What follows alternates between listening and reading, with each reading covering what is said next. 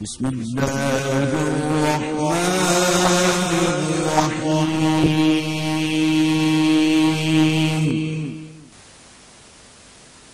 بسم اللہ الرحمن الرحیم۔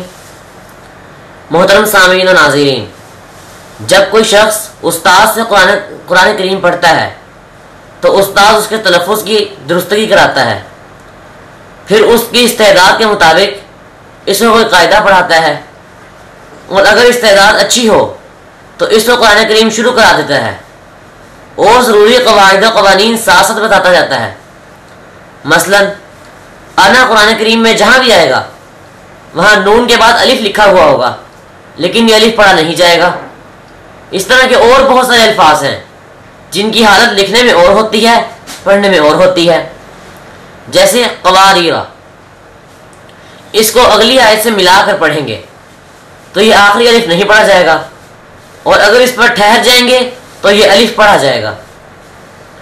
محترم سامعین و ناظرین، بس ہماری یہ سیدھی سادھی بات ہے جس کو ہدف تنقید بنایا جاتا ہے، اور ہمارے اس موقف کو غلط انداز میں پیش کر کے عوام کو ہم سے متنفر کیا جاتا ہے، اور ہم پر معراج ربانی جیسے خطیب فتوے لگاتے ہیں کہ یہ حنفی لوگ قرآن و حدیث پڑھنے سے منع کرتے ہیں۔ محترم سامعین و ناظرین، میں 1 منٹ کے لیے تسلیم کر لیتا ہوں کہ ہر آدمی بغیر استاد سے خود ہی قرآن سیکھے، جیسا کہ غیر مقلدین لوگوں کو اس کی دعوت دیتے ہیں۔ محترم سامعین و ناظرین، پھر اس کا نتیجہ کیا نکلے گا؟ میں دور نہیں جاتا بلکہ قریب ہی کہتا ہوں کہ اس کا نتیجہ یہ نکلے گا کہ وہ انکل عاقل کی طرح قرآن کو غلط پڑھے گا۔ اب آپ ہی فیصلہ کریں کہ وہ قرآن کو صحیح طور پر سمجھے گا یا غلط۔ اللہ عز و جل قرآن کریم میں فرماتا ہے، یا ایھا الذین آمنوا لا یسخر قوم من قوم عسى ان یکونوا خیرا منهم ولا نساء من نساء عسى ان یکن خیرا منهن ولا تلمزوا انفسکم ولا تنابزوا بالالقاب بئس الاسم الفسوق بعد الایمان ومن لم یتب فاولئک هم الظالمون۔ محترم سامعین ناظرین، انکل عاقل مجھے دنیوی تعلیم پڑھے لکھے لگتے ہیں۔ ان جیسا شخص اگر خود ہی قرآن پڑھتا ہے اور بغیر استاد سے قرآن سیکھتا ہے تو وہ بئس الاسم پڑھتا ہے۔ یہ آیت تو وہ ہے جو کسی طرح میں نے سن لی، بقیہ قرآن میں وہ کیا کیا غلطیاں کرتے ہوں گے یہ اللہ ہی جانتا ہے۔ اب ذرا بات کو اور آگے بڑھائیں۔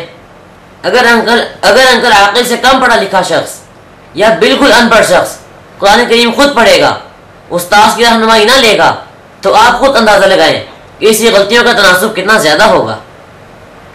بس اتنی سی بات ہے، اور غیر مقلدوں نے اس بات کا بتنگڑ بنا دیا ہے، جبکہ خود ان کی دعوت کا کیا نتیجہ نکلا اس کی زندہ مثال انکل عاقل آپ کے سامنے ہے۔ انکل عاقل اور محترم سامعین ناظرین، ہمارا موقف اور ہمارا تعارف ہم سے پوچھیں۔ آج کل یہ ہوا چلی ہوئی ہے کہ ہمارا تعارف ہمارے دشمنوں سے پوچھا جاتا ہے اور ان سے سمجھا جاتا ہے، یہ طریقہ کار درست نہیں ہے۔ محترم سامعین ناظرین، جب آپ مسلم لیگ نون کا سیاسی موقف پیپلز پارٹی کے نمائندے سے پوچھیں گے اور پیپلز پارٹی کا موقف مسلم لیگ نون کے نمائندے سے پوچھیں گے تو اس کا جو نتیجہ نکلے گا وہ آپ کے سامنے ہے، اور کیا دونوں پارٹیوں والے آپ کے اس طرز عمل کو صحیح کہیں گے یا غلط؟ اب آخر میں انکل عاقل سے بجا طور پر سوال کرتا ہوں کہ غیر مقلدیت والے طریقے اور نہج پر آپ کو ابھی تک قرآن صحیح نہیں پڑھنا نہیں آیا، تو اسی نہج پر آپ یہ سمجھتے کیا ہوں گے؟ اور جہاں تک اس پر عمل کا پہلو ہے اس پر تو کسی تبصرے کی ضرورت ہی نہیں، آپ کا چہرہ ہی اس کا ترجمان ہے۔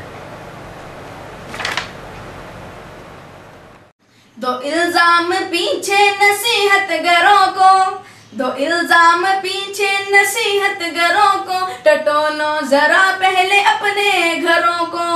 دو الزام پیچھے نصیحت گروں کو، ٹٹولو ذرا پہلے اپنے گھروں کو، کہ خالی ہے یا پرذخیرے تمہارے، کہ خالی ہے یا پرذخیرے تمہارے، برے ہیں کہ اچھے وتیرے تمہارے۔